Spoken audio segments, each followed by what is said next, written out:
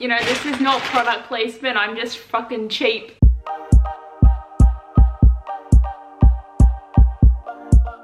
I just came home from the movies, I just saw The Lost City. It was a great time, and I'm also so freaking tired that I decided to film up here in front of my parents' bookshelves. Like, that's me as a baby, and that's my parents when they're young, and there's other things going on. This is the Clive Clussel section, and this is the romance section. So obviously mum, dad, books are separated, and I literally brought everything from downstairs upstairs because I was too lazy. So there was way more effort into doing it this way, but I did it this way. But I have to film 7 on Sunday because it is Sunday right now. It is 5:30 on Sunday, so I'm going to lose the sun for one thing. But also, I need to film because this needs to get uploaded because my time management was poor. Like, I got my other videos done this week, but I was like, yeah, I got time. And now it's 5:30. And I need to eat my dinner because I do have a burger. You know what I love is when you have like the spare chippies in the bag, and then you get extra chippies. Like, my god, I am gonna be here for 7 on Sunday. That's what's happening. I'm talking about underrated books. That's what I'm doing. So actually, I'm just gonna eat my burger first, and then I'm gonna talk about some underrated books that you should read. And what's funny is my camera's running out, and you know where the batteries are? Down the fucking stairs. We're live again. I ate my burger, I scoffed it down. I'm probably gonna have like indigestion, but I'm here.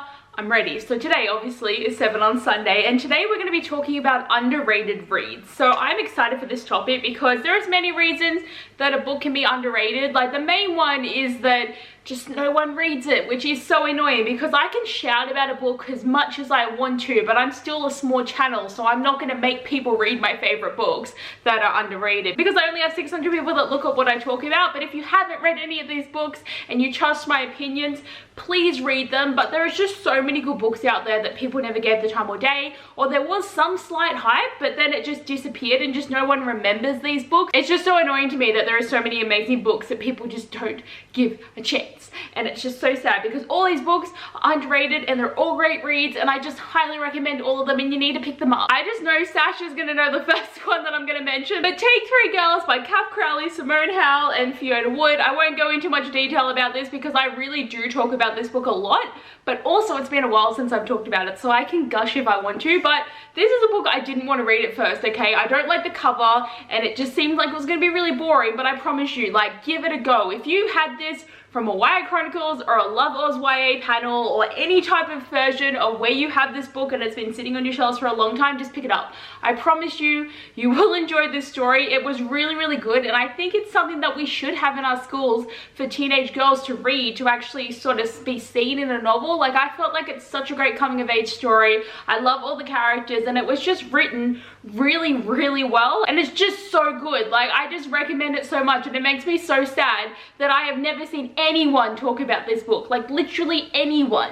It needs to be on everyone's list of reads because it's just a fun read. Like, I promise you, like, pick it up. It's so good. It made me feel good about myself when I read it, and I recommend. Next, I want to talk about Taylor Jenkins Reid, and I know you're going to be thinking like, wow, she is one of the most popular authors out there. She has Daisy Jones and the Six, and she has Malibu Rising, and yes, she is a popular author, but her backlist stories aren't as popular, and they're underrated because no one decides to pick them up, because a lot of people start with Seven Husbands of Evelyn Hugo and only read her recent reads. They don't go back and read what she wrote before. And this is actually something that Grace from G-Swizzel brought to my attention, because she has recently gone through and read most of her books, and she started with her more popular ones and then she went back and she really enjoyed them. And I'm so glad that she did, because my favorite book that she's ever written is Maybe in Another Life, because it's so good. I love the split timeline. I love seeing the two different stories and seeing how things connect and disconnect, and the romance is just really good. Like, one of them is better than the other, but there's so many people in the world that haven't experienced this story because they only want to read the main ones. Like, yes,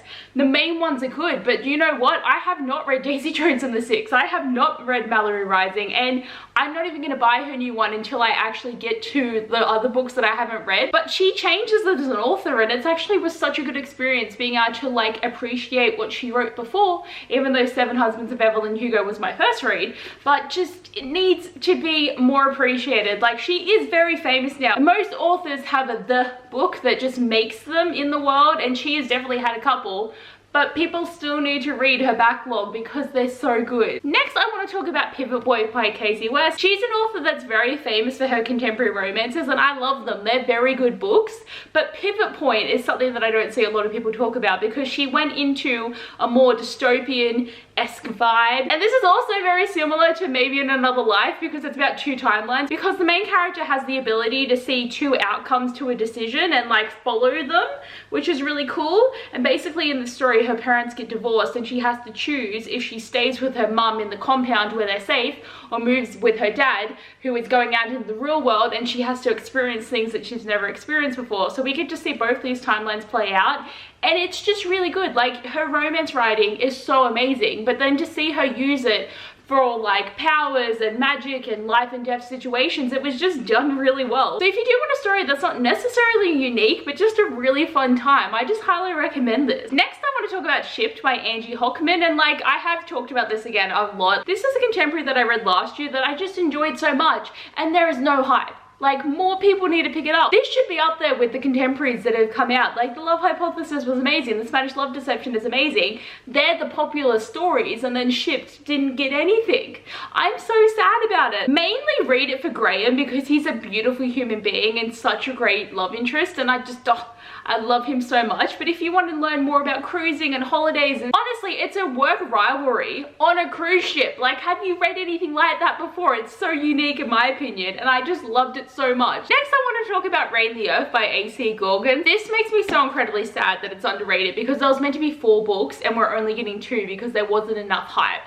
Like, everyone let me down, okay? Like, I talked about this book so much, like it was in a book box for the YN Chronicles, so it did get some traction. It was even a booksplosion book, yet it didn't get enough hype. And I don't know if this book actually sucks and I'm the only one that liked it, but it needed to get more hype. It's elemental magic and it's just so good. And it's like the arranged marriage trope, and there's magic, and she's like a princess, and then shit's getting like seriously bad, and then the second book is about a different character, like one of the main character's brothers, and it's on a pirate ship. Like, there's all the vibes of fun times, even though the main story is kind of sad because there's a lot of bad shit happen. But I loved it so much, and Bloomsbury even sent me the second book to review, which was really exciting for me because I was like someone who was really pushing it because I really wanted people to read these books, and it just did not happen. Like, it still makes me so sad because I want to know more about the story. I need to know where it's gonna go, and I'm never gonna know,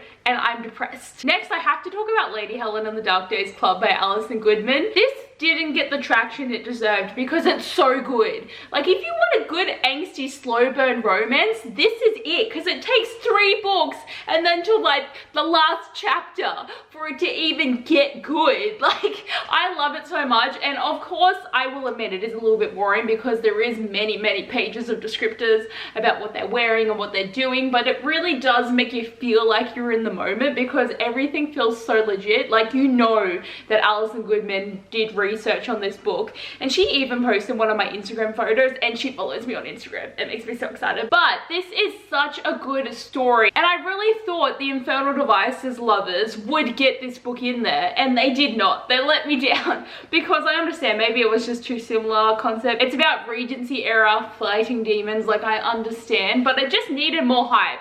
Like, thankfully I got the whole entire series because that would have been devastating. But it's so good. And like, yes, the cover's disgusting. I do agree with you there as well. But just, oh, it's so good. Like, I love it so much. I'm always tempted to like maybe reread this at some point because just Lord Castleton is such a Mr. Darcy character and I love it. Okay, to be honest, I feel very strongly about those 6 and then I couldn't think of another one. So I've just randomly put one here that I feel like's underhyped, but I don't feel as passionately about it as the other ones. But I want to talk about Romanov by Nadine Brands.